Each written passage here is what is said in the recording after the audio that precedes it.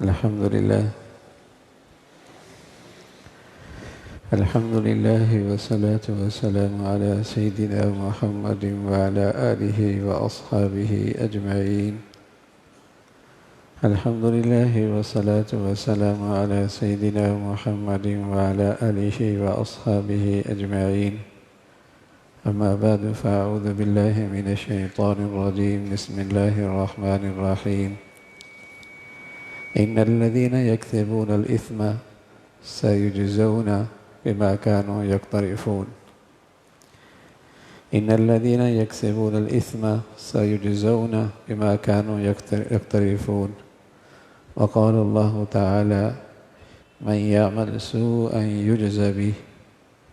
وقال الله تعالى: حبب إليكم الإيمان وزينه في قلوبكم وكره إليكم الكفر والفسوق والعصيان أولئك هم الراشدون. صدق الله العظيم. اللهم صل على سيدنا محمد وعلى آل سيدنا محمد وبارك وسلم. اللهم صل على سيدنا محمد النبي الأمي وعلى آله وأصحابه وسلم. میرے معزز مسلمان بزرگوں، عزیز بھائیوں اور امت مسلمہ کی مقدس ماں اور بہنوں، اللہ تعالیٰ کا ارشاد ہے: ان الذین یکسبون الاثم، جو گناہ کرتے ہیں، جو لوگ گناہ کا ارتکاب کرتے ہیں، سیجزون بما کانوا یقترفون، انہیں اس کی سزا ملے گی، انہیں اس کی سزا ملے گی، وہ اس کا انجام دیکھیں گے، وہ اس کی نحوست دیکھیں گے۔ یہ اللہ تعالیٰ کا ارشاد ہے۔ من یعمل سوءا یجز بہ، جو اللہ کی نافرمانی کرتا ہے، یجز بہ، سزا تو ملے گی، سزا تو ملے گی۔ پھر بتایا کہ حبب الیکم الایمان وزینہ فی قلوبکم وکرہ الیکم الکفر والفسوق والعصیان، جنہیں اللہ تعالیٰ ایمان دیتا ہے اور ایمان کی عقل عطا فرماتا ہے اور ایمان کی سمجھ نصیب فرماتا ہے اور ایمان کا روشنی عطا فرماتے ہیں، انہیں پھر گناہوں سے گھن آنے لگتی ہے۔ جن کی عقل میں ایمان کی روشنی ہو اور جن کی عقل میں ایمان کی سمجھ ہو اور جن کی عقل میں ایمان کا نور ہو، وَكَرَّهَ إِلَيْكُمُ الْكُفْرَ وَالْفُسُوقَ وَالْعِصْيَانَ، انہیں گناہوں سے گھن آنے لگتی ہے، جیسے پخانے سے آتی ہے، جیسے گندگی سے آتی ہے، انہیں گھن آنے لگتی۔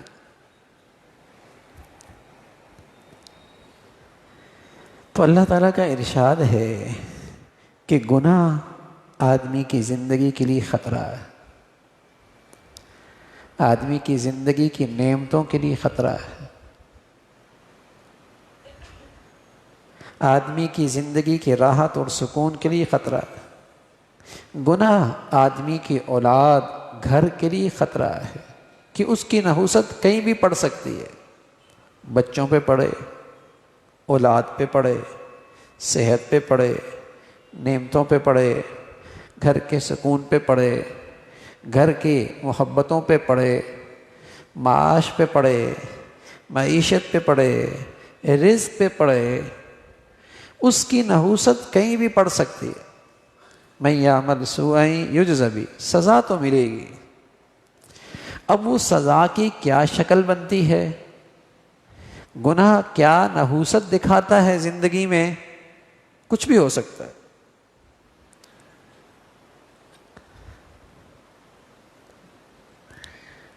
جیسے آدمی اللہ نہ کرے زہر کھا لے تو آدمی کیا کہتا ہے، اس کا کچھ بھی ہو سکتا ہے جان ہی چلی جائے، ہو سکتا ہے جان بھی چلی جائے۔ یا اللہ حفاظت فرمائے آدمی کو کینسر ہو جائے، اللہ محفوظ فرمائے، تو آدمی کیا کہتا ہے؟ کچھ بھی ہو سکتا ہے، یہ اندر کوئی بھی نقصان کر سکتا ہے، بڑے سے بڑا بھی نقصان ہو سکتا ہے۔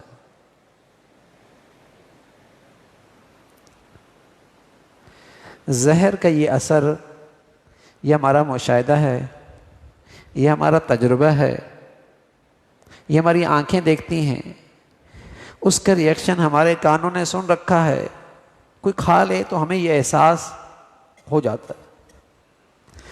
تو گناہ کا یہ ریئیکشن یہ ہمارا ایمان کہتا ہے، یہ ہماری ایمان والی عقل کہتی ہے، یہ ہمارا ایمان کا نور کہتا ہے کہ اس کا زندگی میں کہیں ریئیکشن آئے گا۔ اللہ تعالیٰ کا جو ارشاد ہے، مَن يَعْمَلْ سُوءًا يُجْزَ بِهِ إِنَّ الَّذِينَ يَكْسِبُونَ الْإِثْمَ، جس نے اللہ کی نافرمانی کی سَيُجْزَوْنَ، سزا تو ملے گی۔ انسانی تاریخ کا تذکرہ قرآن مجید کرتا ہے کہ انسانی تاریخ میں بعض قوموں پہ اللہ کی پکڑ آئی، آسمان پہ پتھر برسے، زمین پھٹی، اندر گئے، دریاؤں میں ڈوب گئے، آواز ایسی آئی کہ کلیجے پھٹ گئے۔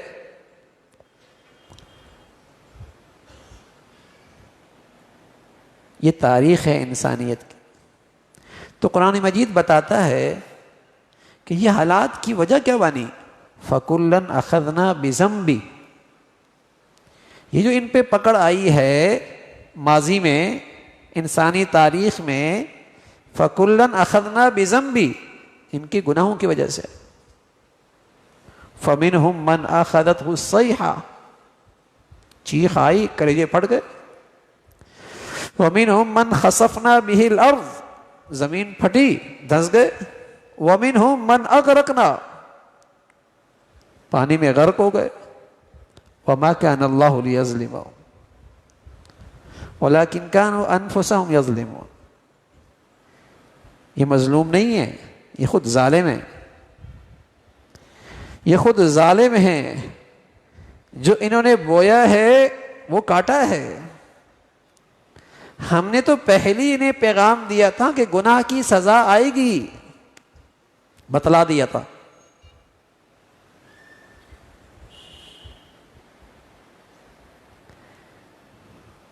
جیسے آدمی دنیاوی عقل رکھتا ہے، دنیاوی عقل رکھتا ہے تو وہ اپنے بچے کو آگ سے بھی بچاتا ہے، زہر سے بھی بچاتا ہے، دیگر زندگی کے خطرات سے بھی بچاتا ہے، اگر دنیاوی عقل رکھتا ہے تو۔ اگر عقل ہے تو پاگل ہوتا ہے نا، لیکن اگر اسے عقل ہے تو وہ زہر سے بھی بچتا ہے اور بچاتا بھی ہے، خود بھی آگ سے بچتا ہے، اپنی اولاد کو بھی بچاتا ہے، دیگر خطرات سے خود بھی محفوظ رہنا چاہتا ہے، اپنے بچوں کو بھی محفوظ کرتا ہے، اگر عقل ہے، پاگل نہیں۔ اگر عقل ہے تو ایسا ہی کرتا ہے۔ ہاں میرے عزیزو، اگر اسی عقل میں ایمان کا نور آ جائے اور یہ عقل ایمانی ہو جائے تو پھر وہ گناہ کی آگ سے خود بھی بچتا ہے، اپنے بچوں کو بھی بچاتا ہے، پھر اس گناہ کے زہر سے خود بھی بچتا ہے، اپنے گھر والوں کو بھی بچاتا ہے، پھر گناہ کے خطرات سے اپنے آپ کو بھی محفوظ کرتا ہے، اپنی اولاد کو بھی محفوظ کر لیتا ہے۔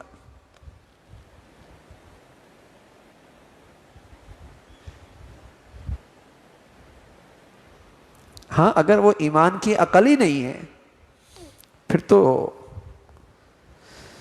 جیسے وہ چھوٹا بچہ، اس کو شعور نہیں ہوتا، عقل نہیں ہوتی، وہ بس اوقات ایسی چیز کی طرف بھی قدم بڑھاتا ہے جو اس کے لیے خطرہ ہوتی ہے تو بڑے اسے بچا لیتے،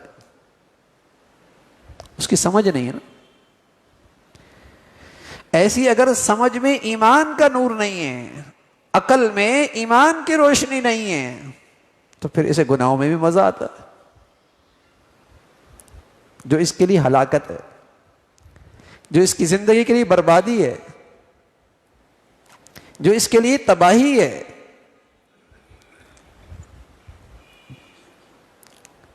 اس لیے کہا جب اللہ نعمتیں دے انہیں ضائع ہونے سے بچاؤ۔ ضائع کیسے ہوتی ہیں؟ فرمایا گناہوں سے یہ نعمتیں ضائع ہو جاتی۔ آپ کہیں گے بہت سارے گناہ گار ہیں، ان کے پاس تو بڑی نعمتیں ہوتی ہیں، تو قرآن مجید نے اس کا بھی جواب دیا، کہا تمہارا دھوکہ ہے، وہ نعمتوں کے چوکیدار ہیں،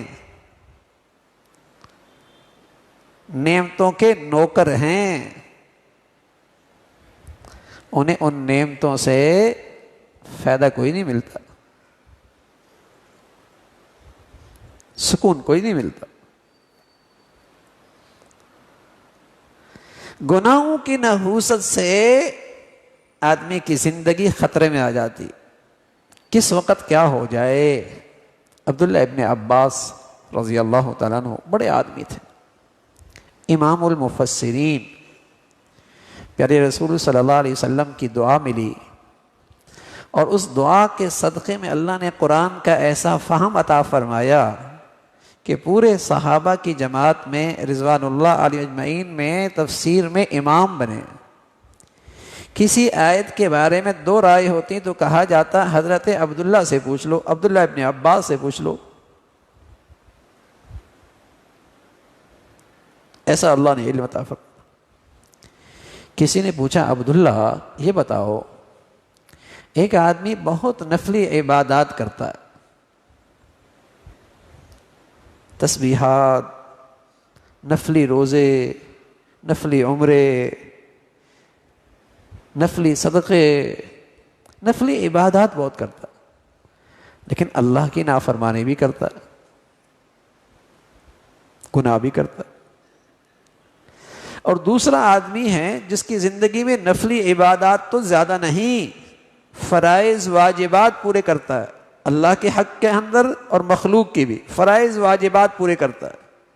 مخلوق کے لیے کیا فرائض واجبات ہیں انہیں بھی پورا کرتا ہے، اللہ کے حق کے فرائض واجبات کیا ہیں اسے بھی پورا کرتا ہے۔ نفلی عبادات زیادہ نہیں کرتا، لیکن گناہوں سے پرہیز کرتا ہے۔ تو بتائیے ان دونوں میں زیادہ محفوظ کون ہے؟ خطرات سے، ہلاکت سے محفوظ کون ہے؟ تو حضرت عبداللہ ابن عباس فرمانے لگے رضی اللہ تعالیٰ عنہ، وہ شخص جو کثرت سے عبادت تو نہیں کرتا نفلی، لیکن گناہ نہیں کرتا، یہ شخص محفوظ ہے، اس لیے کہ جو شخص کثرت سے نفلی عبادات کرتا ہے لیکن گناہ بھی کرتا ہے، تو ہر گناہ کے پیچھے اللہ کا غضب چھپا ہوا، اللہ تعالیٰ کی ناراضگی چھپی ہوئی ہے۔ گناہ اپنے ساتھ نحوست لے کے آتا ہے۔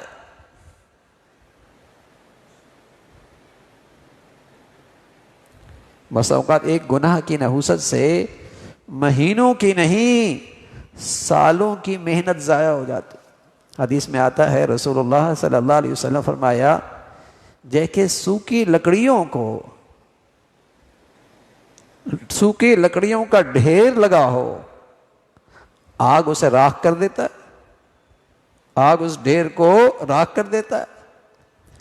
اسی طرح نیکیوں کا ڈھیر ہو لیکن حسد اندر ہے، یہ حسد کی آگ ان نیکیوں کے ڈھیر کو راکھ کر دیتی۔ گناہ کی تو یہ نحوست ہے بھائی، گناہ کی تو یہ نحوست ہے۔ مہینوں کی محنت، بڑی اہتمام سے عبادت کر رہا، لیکن آنکھوں کی یہ بد نظری، ان آنکھوں سے حرام دیکھنا، ساری نیکیوں کی حلاوت گئی، نیکیوں کا نور گیا۔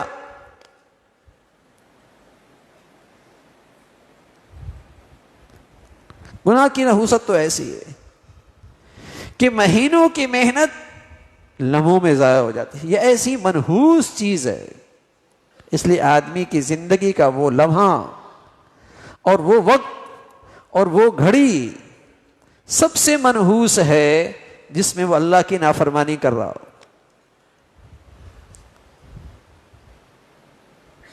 منحوس ترین لمحہ ہے اس کا جس میں وہ اللہ تعالیٰ کا حکم توڑ رہا. من یعمل سوءا یجز بہ، سزا تو ملے گی. اللہ تعالیٰ وہ ایمان دے دے، وہ عقل میں ایمان کا نور دے دے کہ ہمیں بھی گناہوں سے ایسا خطرہ محسوس ہونے لگے، ہمیں بھی گناہوں سے ایسا ڈر لگنے لگ جائے، ہمیں بھی گناہوں سے ایسا خوف آنے لگے. اللہ میاں نے یہی بتایا ہے، وَكَرَّهَ إِلَيْكُمُ الْكُفْرَ وَالْفُسُوقَ وَالْعِصْيَانَ حَبَّبَ إِلَيْكُمُ الْإِيمَانَ وَزَيَّنَهُ فِي قُلُوبِكُمْ وَكَرَّهَ إِلَيْكُمُ الْكُفْرَ وَالْفُسُوقَ وَالْعِصْيَانَ. جنہیں اللہ ایمان دیتا ہے، ایمان کی عقل عطا فرماتا ہے، انہیں گناہوں سے گھن آنے لگتی ہے، نفرت سی ہو جاتی ہے، گناہوں سے نفرت سی ہو جاتی ہے. 40 سال کا کاروباری ساتھی آپ کے ساتھ رہتا ہو، ایک دسترخوان پہ کھایا، ایک دسترخوان پہ پیا، زندگی گزاری، بھائیوں کی طرح رہے، ایسا کاروباری تعلق تھا. 40 سال کے بعد پتہ لگا یہ تو اندر ہی اندر مجھے کاٹ رہا ہے، کاروباری لحاظ سے مجھے اتنا نقصان پہنچا دیا، یہ تو مجھے کنگلا کر دے گا اگر ساتھ رہا تو. اتنا اندر ہی اندر اس نے کاٹ دیا مجھے. اب عقل ہوتی ہے نا، عقل، اور عقل میں مال سے تعلق بھی ہوتا ہے. اب 40 سال کا تعلق ختم ہوگا نہیں ہوگا؟ صرف ختم نہیں ہوگا، کیا یار مجھے اس سے نفرت سی ہو گئی ہے، کہتا ہے مجھے اس سے نفرت سی ہو گئی. اگر اس کا کوئی تذکرہ کرے، یار میرے سامنے اس کا تذکرہ نہ کرو، میں اس کی شکل نہیں دیکھنا چاہتا. ارے یہ 40 سال سے ساتھ رہے ہو، کھایا پیا ساتھ ہے، لیکن چونکہ اس کے طرز عمل کو اپنے مال کے لیے خطرہ سمجھتا ہے تو کیا کہتا ہے؟ دیکھ کر گھن آتی ہے مجھے، اس کی شکل دیکھ کر مجھے نفرت ہو گئی. ایسا ہی ہے نا، میں اس کو دیکھنا نہیں چاہتا. سبحان اللہ. فرمایا حبب الیکم الایمان وزینہ فی قلوبکم وکرہ الیکم الکفر والفسوق والعصیان. جب ایمان کی بھی قدر و قیمت دل میں بیٹھ جائے اور اللہ تعالیٰ ایمانی عقل نصیب فرما دے تو یہ ایمان والا کہتا ہے مجھے گناہوں سے گھن آتی ہے، مجھ سے گناہ برداشت نہیں ہے. ہاں میرے عزیزو، اس زمین پر ایسے لوگ آئے ہیں، گزرے ہیں، زندگی گزاری ہے، اللہ میاں نے ان کی تعریف فرمائی ہے.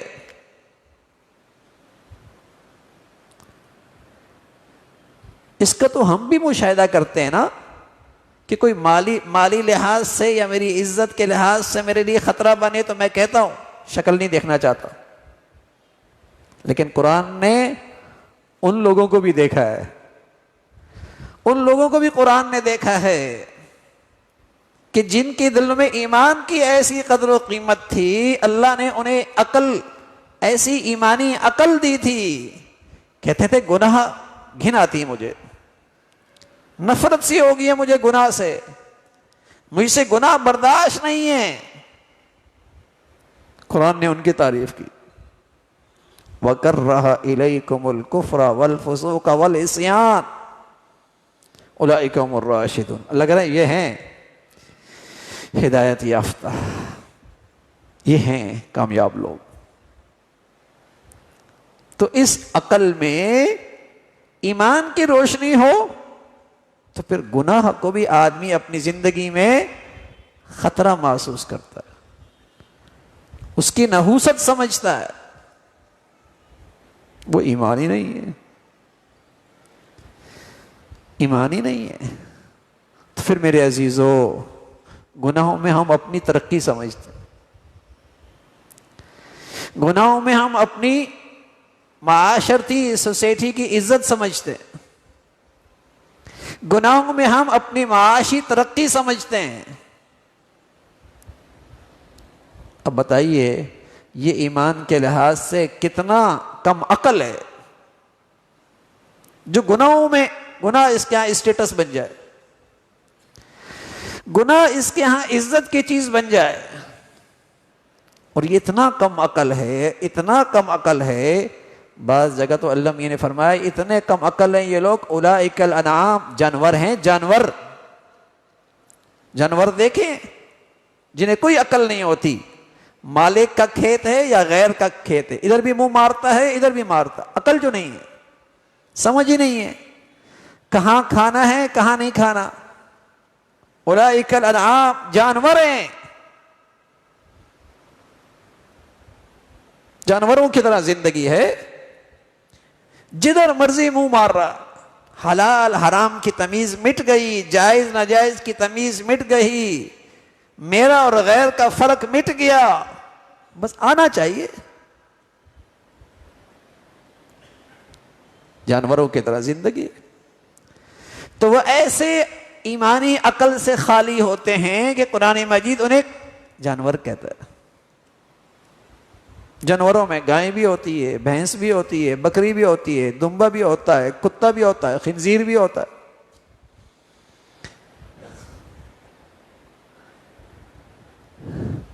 جس قسم کی اس کی حرکتیں ہوں گی اتنا ہی کم عقل ہوگا۔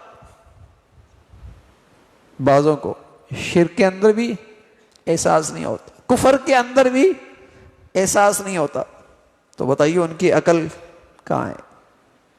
اور سبحان اللہ، اس عقل میں ایمان کی روشنی ہو تو فرمایا وَكَرَّهَ إِلَيْكُمُ الْكُفْرَ وَالْفُسُوقَ وَالْعِصْيَانَ، گناہوں سے گھن آنے لگتی۔ اس لیے پیارے نبی صلی اللہ علیہ وسلم یہ دعا کیا کرتے تھے، امت کو یہ دعا سکھائی۔ اللہ کے نبی کی جو دعا ہوتی ہے نا وہ امت کے لیے نصیحت ہوتی ہے۔ پیارے نبی کی جو دعائیں ہیں نا وہ امت کے لیے نصیحت ہیں، امت کو گویا کہ نصیحت کر رہے ہیں آپ کہ تم بھی ایسا کرو، تم بھی اللہ تعالیٰ سے یہ مانگا کرو، تم بھی اللہ تعالیٰ سے دل سے طلب کیا کرو۔ نبی کی دعا امت کے لیے نصیحت ہوتی ہے، تو آپ دعا کیا کرتے تھے اللہم حبب الینا الایمان وزینہ فی قلوبنا وکرہ الینا الکفر والفسوق والعصیان، اللہ مجھے بھی ایسا ایمان دے جو سب سے قیمتی چیزوں میرے دل میں اور میرے اندر رچ بس جائے، اور پھر کیا ہو، پھر مجھے بھی گناہوں سے ایسی گھن آنے لگ جائے، پھر مجھے بھی گناہوں سے ایسی گھن آنے لگے۔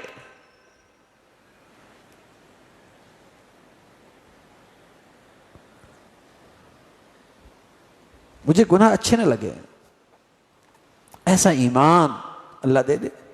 تو پیارے نبی صلی اللہ علیہ وسلم اپنی امت کو نصیحت فرما رہے، دعا کرتے ہوئے گویا کہ یہ نصیحت کی تم بھی ایسا ایمان مان۔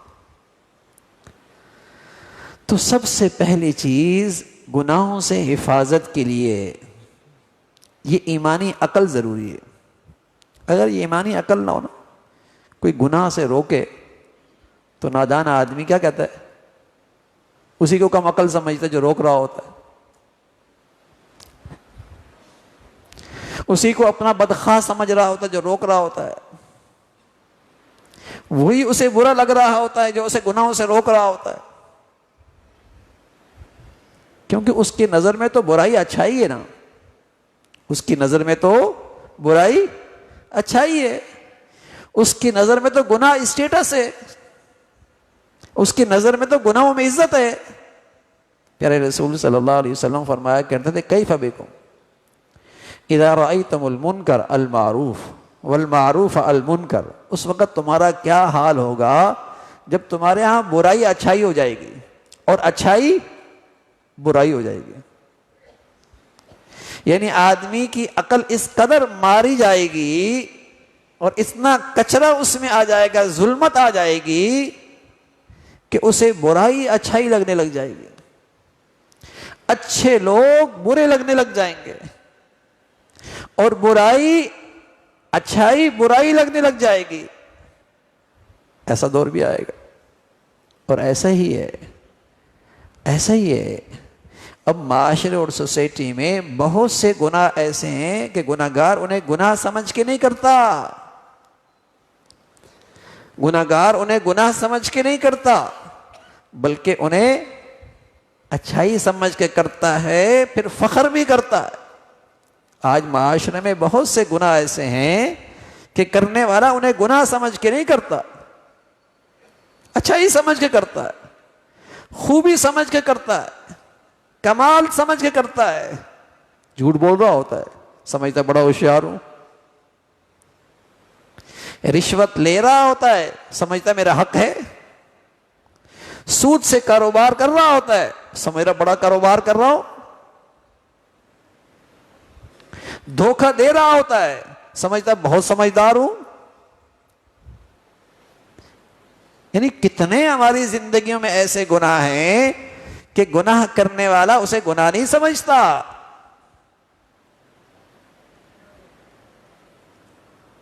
یہ عقل ایمان کی روشنی سے خالی ہے۔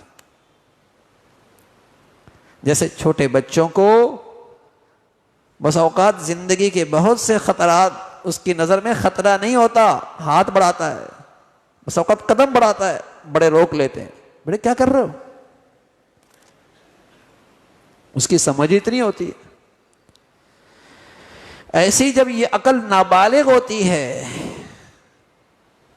اس میں بلوغت نہیں آتی، ایمان کے لحاظ سے بلوغت نہیں آتی، اس میں ایمان کا نور نہیں آتا،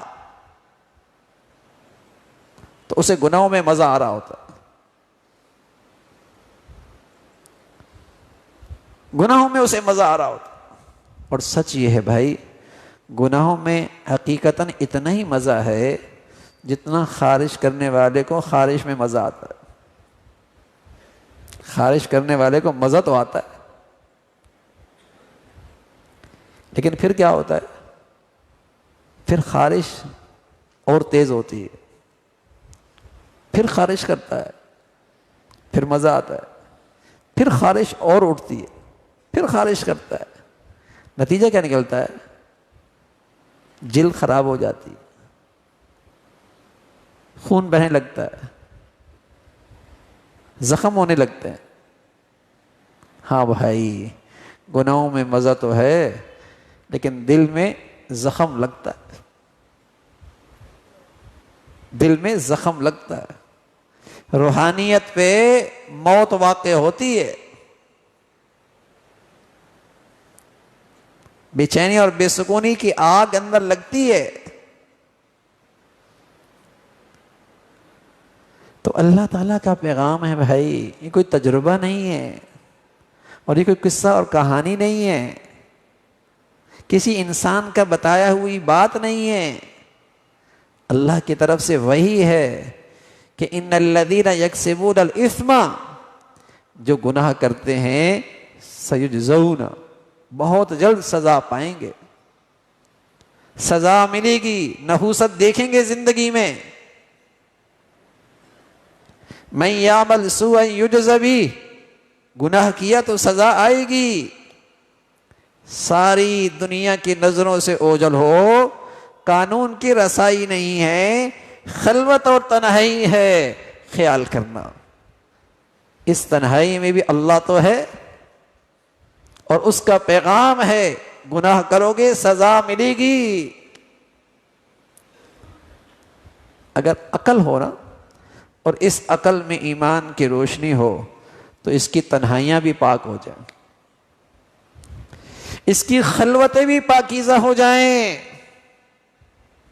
اس کی تاریکیاں بھی صاف ستھری روشن۔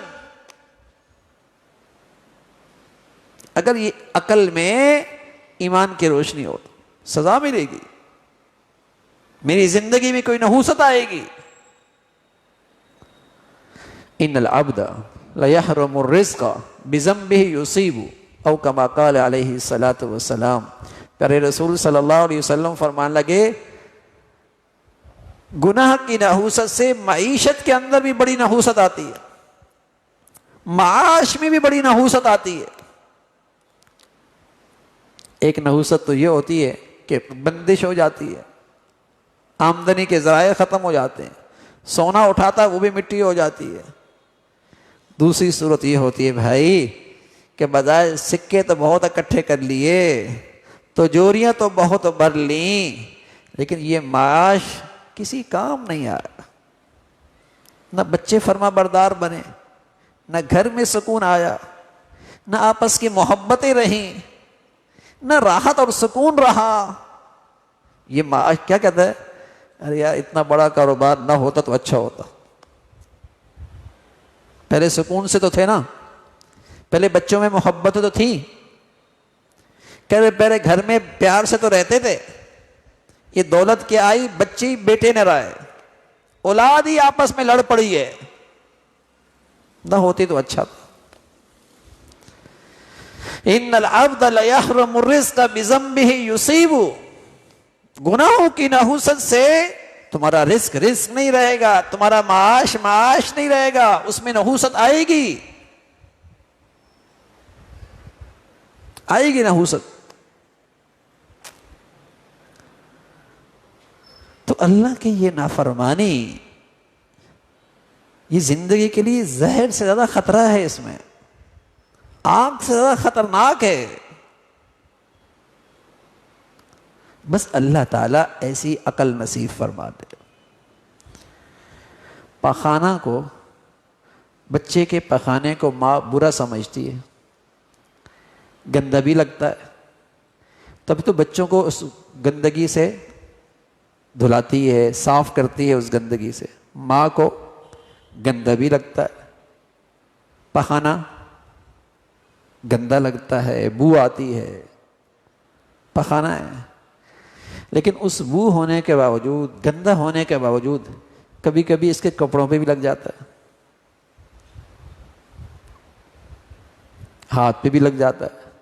لیکن بتائیے، گند بھی سمجھتی ہے، بو بھی آ رہی ہے، نفرت بھی کر رہی ہے، لیکن پھر بھی کپڑوں پہ لگ گیا۔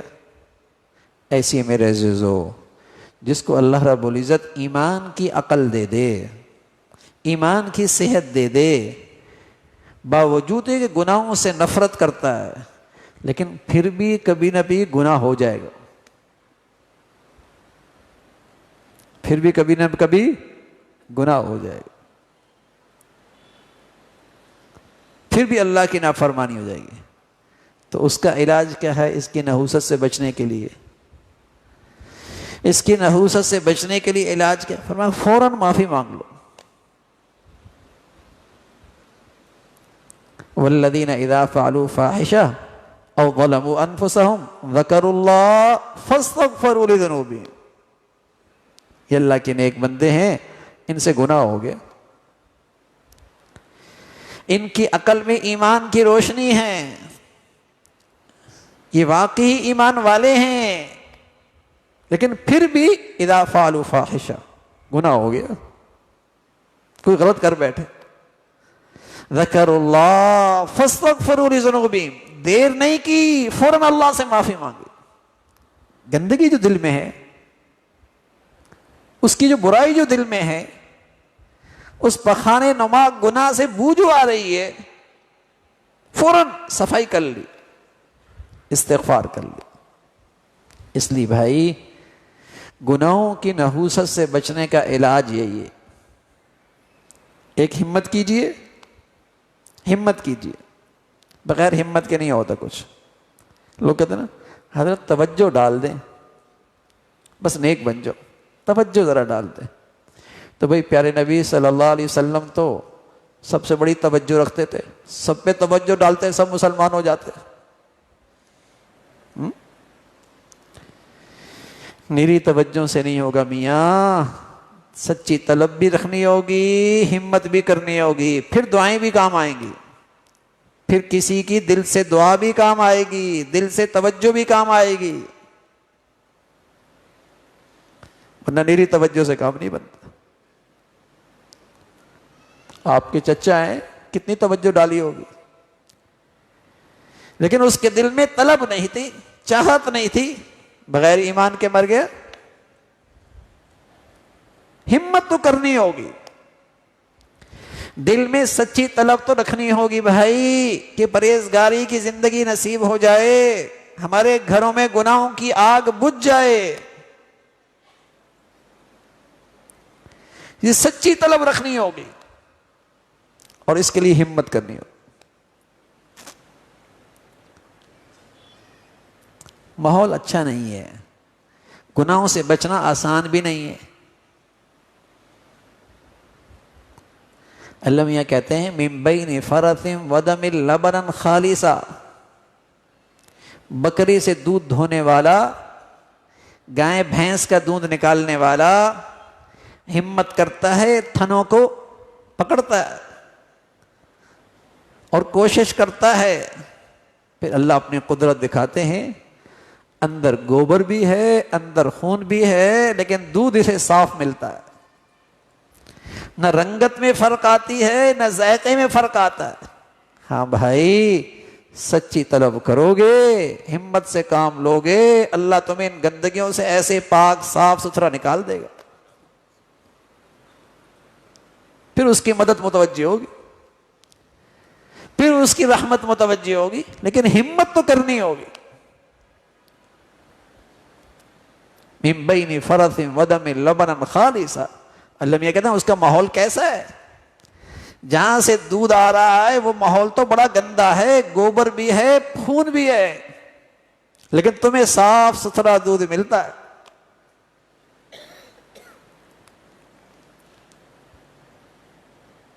اللہ کو یہ قدرت حاصل ہے، لیکن اگر دودھ دھونے والا دور بیٹھ جائے، خود بخود ایسا ہوگا؟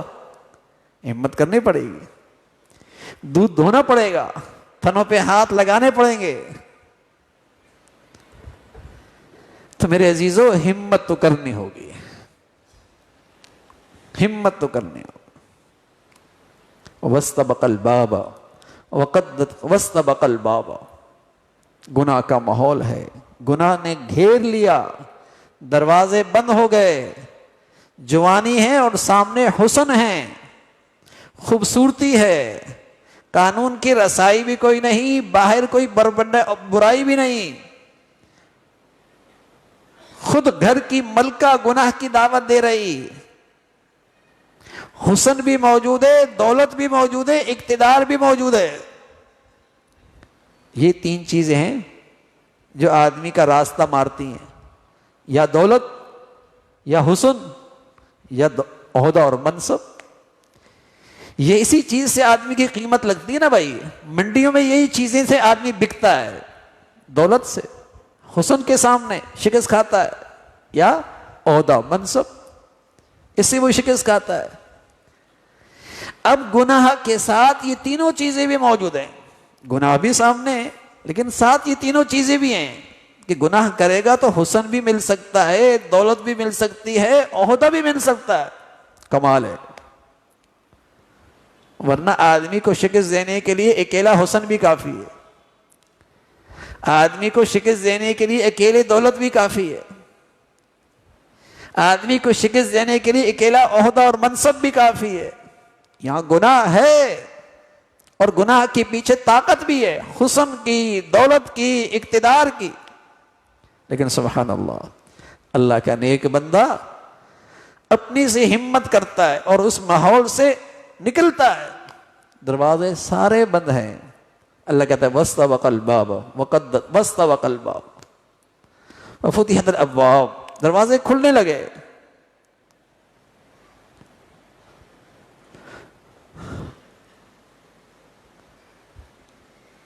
اللہ کی شان ہے، ہمت تو کرنی پڑے گی۔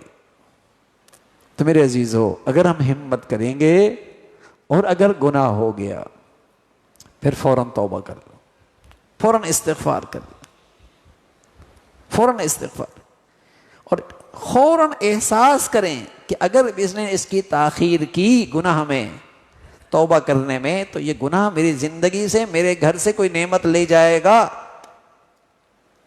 اس لیے کہ اللہ کا ارشاد ہے اگر تم نے گناہ کا ارتکاب کیا تو نحوست کا پھر انتظار کرو۔ آج لوگ اگر گارڈن میں کوئی کاٹی لگایا ہوا کوئی تعویذ مل جائے کتنا ڈرتا ہے. اور اگر وہی تعویذ اس کے سرانے کے نیچے مل جائے پھر کتنا ڈرے گا. اور وہی اگر چپکلی نے کوئی کپڑے کھا لیے 2-3 جگہ پر رات کو بکس کے اندر سے اور اس میں پھٹن موجود ہو, سوراخیں ہوں, پھر کیا حال ہوگا؟ ہیں ڈر کیا آئے گا؟ کسی نے کچھ کر دیا ہے. اور اس کو یہ احساس نہیں کہ میرے گھر میں کتنے لوگ ہیں جو فجر نہیں پڑھتے. اس کی نحوست سے نہیں ڈرتا, یہ کاغذ پہ لگے کانٹوں سے ڈرتا ہے, یہ قمیض کے پھٹے ہوئی چیزوں سے ڈرتا ہے. اس سے اسے ڈر نہیں کہ اس کے گھر میں صبح شام موسیقی کی آوازیں ہیں, اس کے گھر میں لقمہ حرام آ رہا ہے, اس کے گھر میں اللہ کے حکم ٹوٹ رہے ہیں. اس سے نہیں ڈرتا, اس لیے کہ ایمانی عقل نہیں ہے, صرف دنیاوی عقل ہے. اس کاغذ سے ڈرتا ہے, کپڑے پہ کوئی داغ آ جائے اس سے ڈرتا ہے, کپڑوں میں کہیں سوراخ نکل آئے اس سے ڈرتا ہے. ارے میاں کسی نے کچھ تیری بندش کرنی ہوتی تو آج وہ سب ایسے تعویذوں والے جب کسی کو اوپر نیچے کر سکتے تو سب اسمبلیوں میں یہی بیٹھے ہوتے. خود تو ساری زندگی فٹ پاتھ پہ طوطے ان کی قسمت دیکھ رہے ہوتے ہیں اور تمہاری قسمت وہ کھڑی کر دیں گے. لیکن آدمی ان کے سامنے مارے مارے اس لیے پھرتا ہے, ان کے پاس مارے مارے اس لیے پھرتا ہے کہ ایمان کی عقل نہیں ہے. اگر ایمان کی عقل ہوتی اللہ کا در نہ چھوڑتا, اللہ تعالیٰ کا در نہ چھوڑتا. الا لہ الحکم, فیصلہ تو اس کا ہے. اس کی چاہت کے بغیر تو زمین پہ پتہ نہیں گرتا, سمندر کا قطرہ نہیں ہلتا, زمین کا ذرہ نہیں ہلتا. الا لہ الحکم, فیصلہ اس کا ہے. اگر ایمانی عقل ہوتی تو سب سے پہلے اپنا محاسبہ کرتا, کہیں نافرمانی سے کوئی نحوست تو نہیں میری زندگی میں, کہیں کوئی غلطی تو نہیں ہو رہی, کوئی گناہ تو نہیں ہے میری زندگی میں. توبہ کر لو, توبہ کر لو. اور رسول اللہ صلی اللہ علیہ وسلم فرمایا کرتے تھے جو کثرت سے اللہ تعالیٰ سے معافیاں مانگتے ہیں اس دنیا میں میں انہیں 3 انعام دیتا ہوں. من لزم الاستغفار جعل اللہ لہ من کل ضیق مخرجا ومن کل ہم فرجا ورزقہ من حیث لا یحتسب. یہ پیارے رسول صلی اللہ علیہ وسلم کا ارشاد ہے. آپ سچے, آپ کی بات بھی سچی, آپ خود سے نہیں کہتے, آپ کو اللہ میاں بتاتے ہیں پھر آپ کہتے ہیں. اور اللہ میاں کے بتانے کے پیچھے اللہ کی قدرت بھی ہوتی ہے. آپ خود سے نہیں بتاتے, اللہ میاں آپ کو بتاتے ہیں تو آپ بتاتے ہیں. اللہ میاں کے بتانے کے پیچھے اللہ کی قدرت بھی ہوتی ہے. کہ ایسا نہیں کہ آپ نے ایک بات کہہ دی اور پھر وہ ہو نہیں, پھر ویسا ہو نہیں, ایسا نہیں ہے. تو پیارے رسول صلی اللہ علیہ وسلم فرمایا کرتے تھے من لزم الاستغفار, جو کثرت سے اللہ تعالیٰ سے معافیاں مانگتا ہے جعل اللہ لہ من کل ضیق مخرجا ومن کل ہم فرجا ورزقہ من حیث لا یحتسب. 3 نعمتیں ملتی ہیں اس دنیا میں. اللہ ہر تنگی سے, اللہ تعالیٰ ہر تنگی سے, اللہ تعالیٰ ہر بندش سے اس کے لیے راستہ نکال دیتے ہیں. وَمِن كُلِّ هَمٍّ فَرَجًا, اللہ اسے ہر غم اور ہر ہم اس سے نجات نصیب فرماتا. تیسری چیز وَرَزَقَهُ مِنْ حَيْثُ لَا يَحْتَسِبُ, اللہ اس کے روزے کا انتظام وہاں سے کرتے ہیں, ایسے اسباب پیدا کرتے ہیں, ایسے وسیلہ بنا دیتے ہیں کہ اس کے وہم و گمان کے اندر بھی نہیں ہو. یقین جانیے رزق کی کشادگی کا اور رزق کی تنگی سے حفاظت کا اس سے زیادہ مؤثر نسخہ نہیں ہو سکتا. رزق کی فراخی کا اور رزق کی بندش سے حفاظت کا اس سے زیادہ مؤثر نسخہ نہیں ہو سکتا.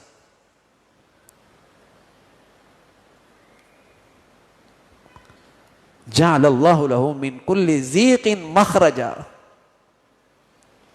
ہر بندش سے، ہر تنگی سے اللہ راستہ نکال دے گا، ہر غم سے، ہر دکھ سے، ہر پریشانی سے اللہ نجات نصیب فرما دے گا۔ ہوتی تو میری زندگی میں گناہوں کی نحوست ہے، میں در در کے ٹھوکریں مار رہا ہوتا ہوں، کبھی اس کے پاس، کبھی اس کے پاس، کبھی اس کے پاس، کبھی یہ بندش، کبھی اس بندش کے پاس۔ ارے میاں توبہ کر لینا، ساری بندشیں ختم ہو جائیں گی۔ لیکن یہ راستہ چونکہ مشکل ہے، زندگی بدلنی پڑتی ہے، یہ چاہتا ہے کوئی عامل کے پاس چلا جاؤں، آسان سا وظیفہ مل جائے، بس گناہ بھی کرتا رہوں، کام بھی ہو جائے۔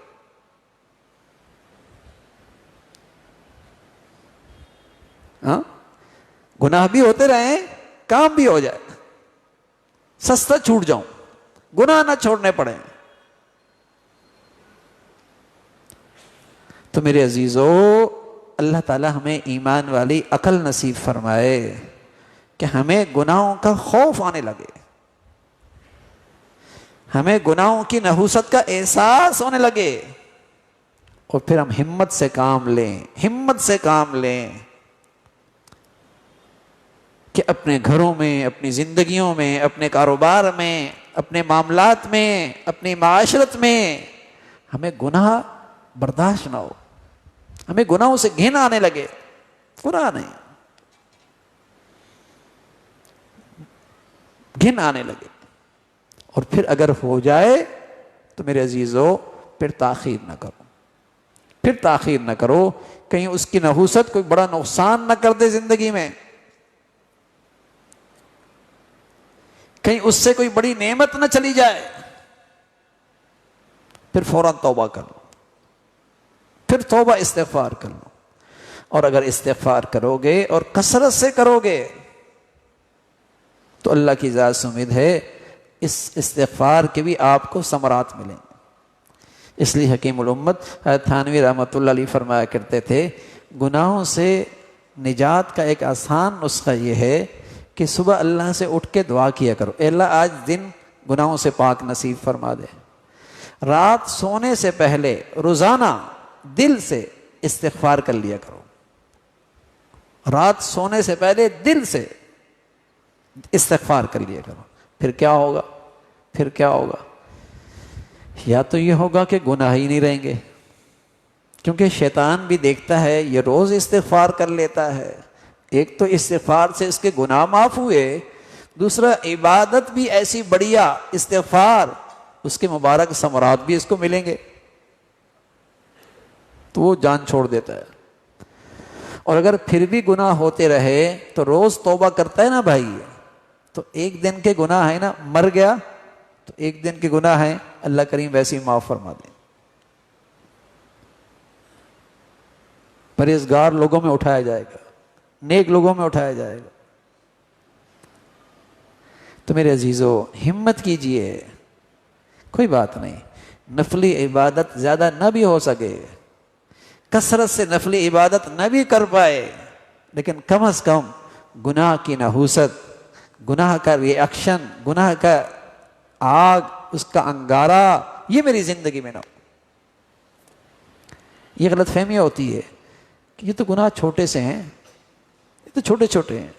تو بتائیے نا، اگر چھوٹی سی چنگاری سے غفلت برتی جائے اور اس کو کپڑوں میں رکھ دیا جائے اور دوسرے گھر میں بڑی آگ لگے اور سب اس کی طرف متوجہ ہو جائیں اور پانی سے بجھا دیں، تو زیادہ نقصان کون سے گناہ سے ہوگا؟ اس چھوٹی سی چنگاری سے نا، جس سے آپ نے غفلت کی ہے۔ چھوٹے گناہوں سے تو بڑے گناہ بنتے ہیں، چھوٹی آگ سے تو بڑی آگ بنتی ہے،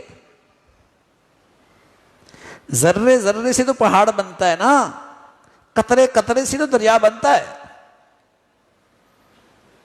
اب اگر یہ کر رہے، کل آپ اس سے بڑا کریں، پرسوں میری زندگی میں اس سے بڑا گناہ ہوگا۔